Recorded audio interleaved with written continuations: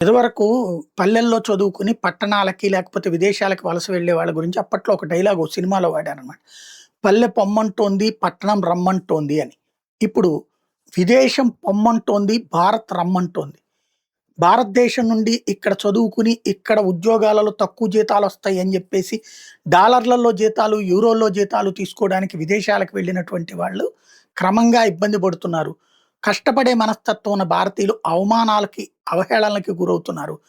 తాజాగా ఆస్ట్రేలియా చూస్తే భారతీయ విద్యార్థులకు వీసా జారీ ప్రక్రియను కఠినతరం చేసింది. బంగ్లాదేశ్, భూటాన్, నేపాల్‌తో పాటు భారతదేశపు దరఖాస్తుల్ని హై రిస్క్ కేటగిరీలోకి చేర్చింది. నేపథ్యంలో ఇక్కడ నుండి వీసా దరఖాస్తుదారుల డాక్యుమెంట్లను ఇమ్మిగ్రేషన్ అధికారులు మరింత క్షుణ్ణంగా పరిశీలిస్తారు.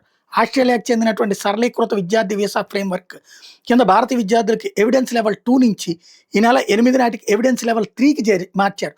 భారత్‌లో ఫేక్ డిగ్రీల కేసు పెరిగిపోవడంతో ఈ నిర్ణయం తీసుకున్నారు. ఇది అధికార యంత్రాంగం చెప్తుంది. 2025లో ఆస్ట్రేలియా దాదాపు 6.5 లక్షల మంది విదేశీ విద్యార్థులు ఉంటే భారతీయులు దాదాపు 1,40,000 మంది ఉన్నారు.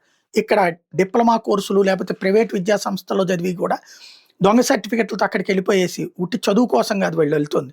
చదువు పేరుతో వెళ్ళేసి అక్కడ వేరే ఉద్యోగాలు అంటే చివరికి అక్కడ బాత్రూమ్ గడిగినా కూడా ఇక్కడైతే అవమానకరంగా ఉంటుంది, అక్కడైతే బోల్డ్ అన్ని డబ్బులు వస్తాయి.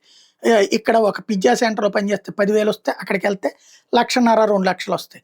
అట్లాగా స్థిరపడిపోతున్నారు. మన వాళ్ళని అమెరికాలోనైనా, బ్రిటన్‌లోనైనా, కెనడాలోనైనా ఒకప్పుడు ఇక్కడ చదువుకున్నాక మంచి నైపుణ్యం ఉన్నటువంటి వాళ్ళు ఉద్యోగాల కోసం అక్కడికి వెళ్ళేవాళ్ళు. తర్వాత కాలంలో చదువుకుంటున్న దశలోనే అక్కడికి వెళ్ళి నైపుణ్యం పెంచుకుంటామని బిగించేసి ఈ నైపుణ్యాలు పెంచుకుంటున్నారు. దాంతో ఆయా దేశాల్లో ఉన్న వాళ్ళ ఉపాధి అవకాశాలు దెబ్బతినడంతో ఆయా దేశాల ప్రభుత్వాలు మన వాళ్ళ మీదనే ఆంక్షలు పెడుతున్నాయి.